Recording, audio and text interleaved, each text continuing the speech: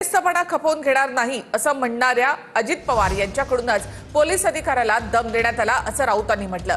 पक्षातील चोरांना संरक्षण देण्यासाठी आयपीएस अधिकाऱ्यांना फोन करून दम देता असा सवाल राऊतांनी केला। तर तुम्ही मला ओळखत नाही याचा दादांना अहंकार आहे असं प्रकाश महाजन यांनी म्हटलंय। आता तो तुम्ही एका आयपीएस अधिकाऱ्याला दम देताय, हे मोठे शिस्तबद्ध आहेत ना। मी बेशिस्त खपावून घेणार नाही काय बोलतात ना ते, हे काय एका आयपीएस अधिकाऱ्याला तुम्ही अशा प्रकारे दम देता, ते सुद्धा तुमच्या पक्षातल्या चोरांना संरक्षण द्या हे सांगण्यासाठी। मिस्टर अजित पवार कुठे गेला तुमचं डिसिप्लिन कोणासाठी आहे? नैतिक दृष्ट्या अजित पवारांना सरकारमध्ये राहण्याचा अधिकार खरं उरत नाही। तुम्ही सगळे चोरांचे सरदार आहात, तुला लाज वाटली पाहिजे राज्याच्या मंत्र्यांना अशा प्रकारे उघडपणे फोन करणं, दुसऱ्याच्या फोनवरून कोणासाठी करताय तुम्ही?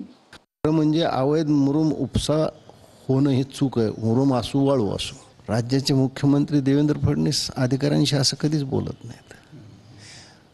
संस्कार आणि अहंकार याचं आहे की दादाला अहंकार की तुम्ही मला ओळखत नाही। एखादा एवढे महाराष्ट्रात अधिकारी प्रत्येक जणांनी ओळखलं पाहिजे का? तर ते ठीक आहे ना।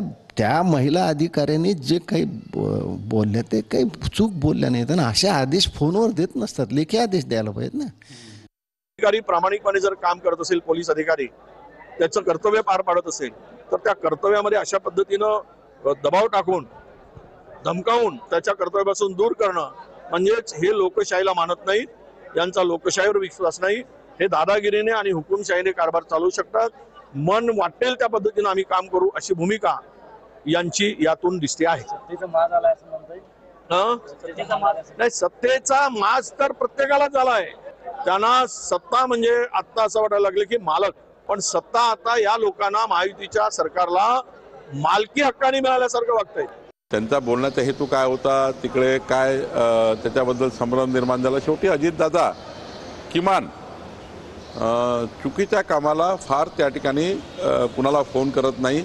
अजित पवारजींची नेहमीच भूमिका ही नियमातल्या कामाची राहिलेली आहे। कुणी आपल्याकडे जेव्हा एखादं काम करायला येतो तेव्हा आपण तात्काळ त्याच्याकरता फोन लावतो। भावना काय असतं की जो व्यक्ती आपल्याकडे येतो त्याचं काम झालं पाहिजे या भावनेने फोन लावतो। मला वाटतं चुकीचं जर असेल तर आमचे अधिकारी तो स्टँड ठेवतील जो नियमाप्रमाणे आहे आणि अजितदादांनाही त्या ठिकाणी ते अधिकारी समजून सांगतील।